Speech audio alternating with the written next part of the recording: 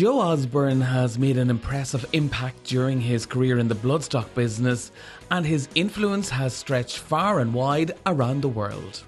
I worked a couple of summers for the late John Ox and current John, lovely gentlemen both, and that's really where I met Joe in and around Kildare, and subsequently did the Irish National Stud course in 1982, where we came together, and really industry-wise in the same job we've known each other very closely on a work level ever since.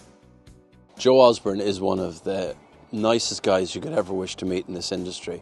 He's known globally by everybody. He has helped so many people, like his father did before him. He has helped so many people around the world quietly, with no banners or flashes or headlines. He just helps them along, guides them. Taking over from his father as managing director of Godolphin Darley operation in Ireland, Joe has developed the enterprise into one of the most successful around. Cast my mind back to 1994 when Joe joined us at Kildangan Stud, and there were only 4 stallions in those days on that roster. It's up to 9, and there have been more in between times. But we had in the wings, and we've come a mighty long way through stallions under his direction, such as Cape Cross, and to the current superstar Night of Thunder. But a whole range of emotions come through my mind when you mention Joe's name, because he's a long-time colleague of mine, but he's a friend even longer than that. So I've known Joe a long time, and it's always been a great pleasure to work with him.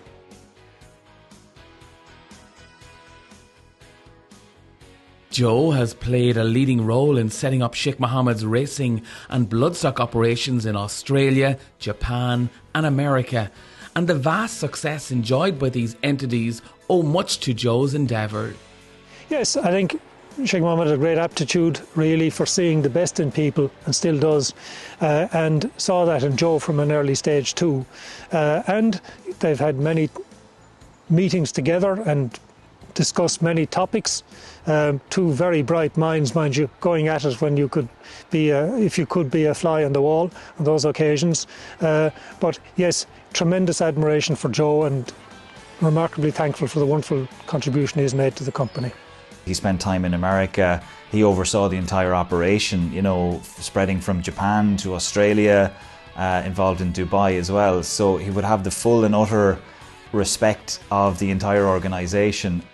And in every initiative, in every board that he sat on, in every idea that ever was created by Joe, every single one of them were in better shape for him having been there than they would have been without him having been there. And that's really something to say. You know, he leaves things in better shape because he puts structures in place, because he brings that great integrity to it. And I suppose when you get to know him, you see all of that comes with real human warmth and empathy and genuine kindness. He's not doing it for the benefit of himself. Joe has shown a lifetime of support for young people coming through into the bloodstock industry, and his influence in setting up the Darley Fly and Start programme, for example, has had a profound impact on the lives and careers of over 300 graduates so far. The number one, I suppose, course or initiative that you associate with Joe is obviously the Godolphin Flying Star programme. I'm a recipient of that, and I certainly wouldn't be sitting here if it wasn't for Joe Osbourne.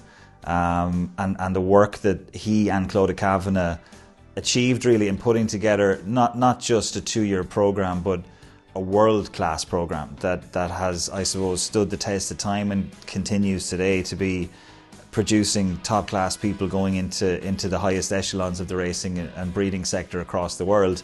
You need only look at the list of graduates. There's 250 odd graduates from the Godolphin Flying Star programme, all of which have had the benefit of Joe's integrity, his red pen, his high standards, his standards of excellence, and everybody has benefited from seeing what the standard of excellence is.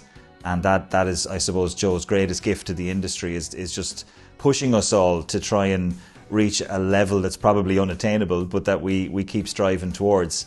You also look at the Godolphin Stud and Stable Staff Awards, which is, you know, driven in part by Joe as well as many others. But that Stable Staff Awards are so important to recognise the contribution that people working on farms and working in stable yards have without them we have nothing in this industry. And I think that's where Joe's real legacy lies, in looking after people on the ground. You look at the farrier school, you look at his work with race, you look at his work on behalf of breeders as chairman of the ITBA.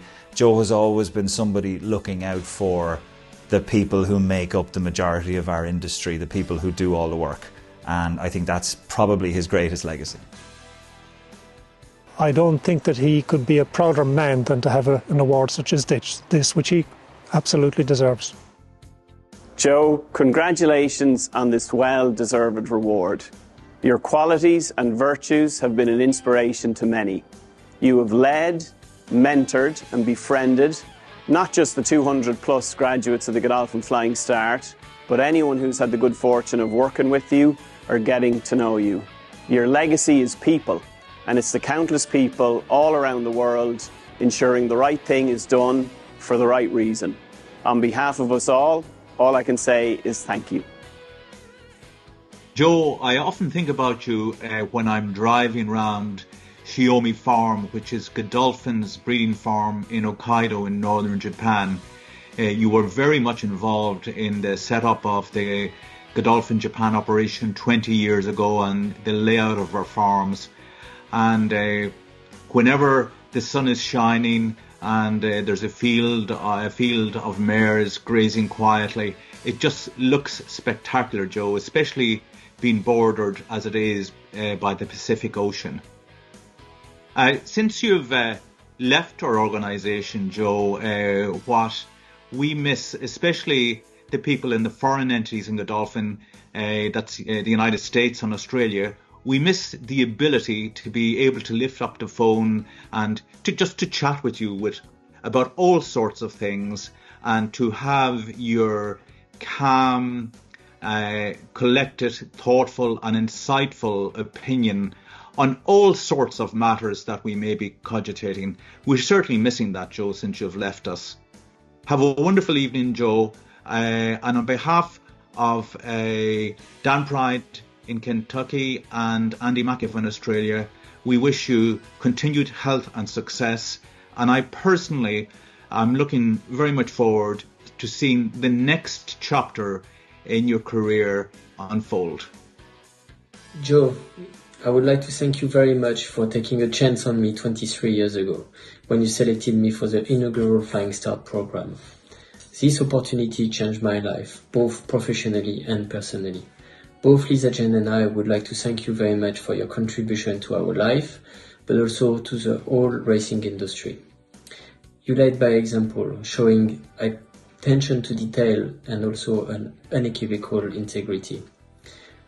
We would like to thank you very much for your compassion. Congratulations on this recognition. It's very well deserved. I suppose all of us know Joe on a professional basis, but some of us are very privileged to know him on a personal level too.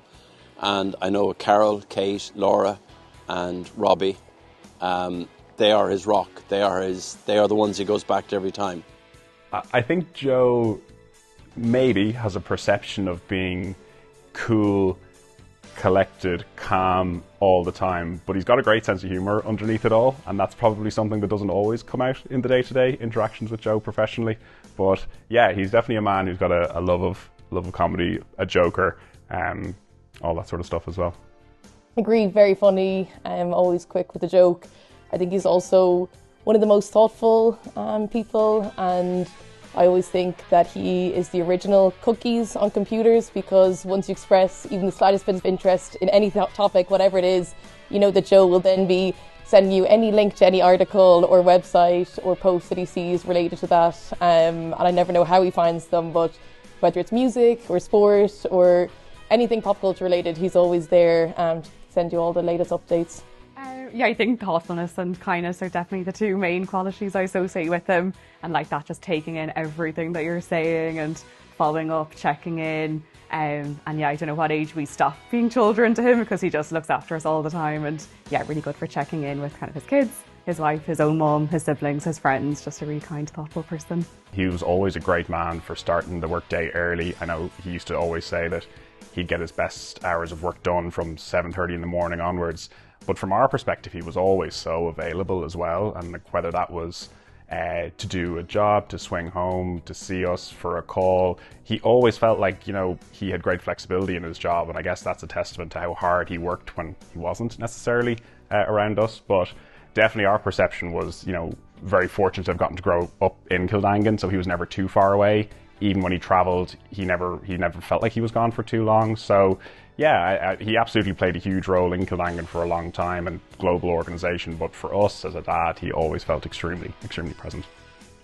As Joe moves on to different roles, he leaves behind him an immense body of work, often carried on behind the scenes, that has left the Irish and wider bloodstock industries in a better place.